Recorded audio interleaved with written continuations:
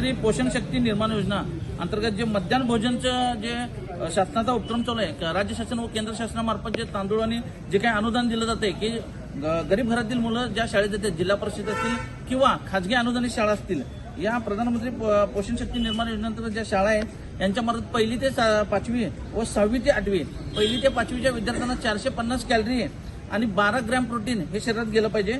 6वी ते 8वीच्या विद्यार्थ्यांना 700 कॅलरी आणि 20 ग्रॅम प्रोटीन प्रथिने गेले पाहिजे असा शासन निर्देश आहे. पण इतकं सगळं असताना काही शाळा असतील व शाळेचे संचालक मुख्याध्यापक हे संगनमताने आपल्या शाळेतील कर्मचाऱ्याला कुणाला तरी मिड डे मीलचं मध्यान्ह भोजनचं टेंडर देत, त्या बचत गटामार्फत ते टेंडर राबवलं जाते आणि त्यात घोटाळा करून निकृष्ट पद्धतीचं अन्नधान्य पुरवठा करून निकृष्ट पद्धतीचा आहार त्या मुलांना देऊन मुलांच्या आरोग्याशी खेळण्याचं काम काही शाळा संचालक व मुख्याध्यापक करत आहेत. याबाबतची तक्रार आम्ही पंचायत समिती शिक्षण विभाग गट शिक्षण अधिकारी यांच्याकडे केले आहे. जे काही मिड डे मीलचे ते 6 लाखाचं अनुदान होते, त्यातले 2 ते 3 लाख रुपये ते मुख्याध्यापकाच्या अकाउंटला वर्ग झाल्यानंतर ती शाळा हडप करतात. म्हणजे जो बचत गट चालवतोय त्याला ऍक्च्युली निम्मीच पैसे दिले जातात आणि जी टक्केवारी आहे ही मुख्याध्यापक आणि संचालक मंडळ हडप करतात.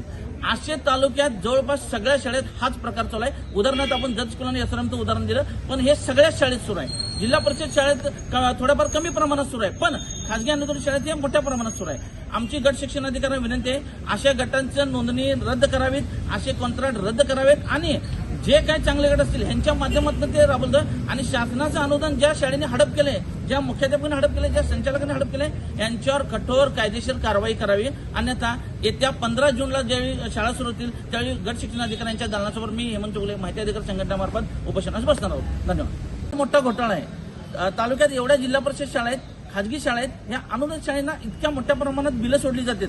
पण ह्या बिलं सोडण्याच्या प्रक्रियेमागे जे बिल जमा होते हे सचिव व मुख्याध्यापक यांच्या जॉईंट अकाउंटवर ते बिल जमा होते.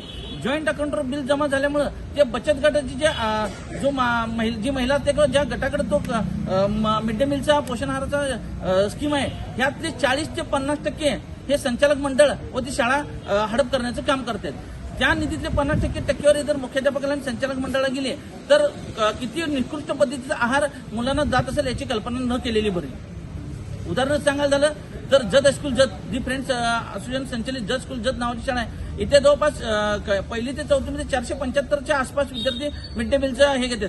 त्या शाळेचं जे मिड डे मीलचं कंत्राट आहे हे त्या शाळेचं शिपाई राबवतोय आणि त्या शिपायाच्या माध्यमातून शाळेला 40 ते 50% मुख्याध्यापकाच्या अकाउंटवर जे जमा होते त्यातले ते संचालक मंडळ हडप करते. अशा पद्धतीचा घोटाळा एसआरएम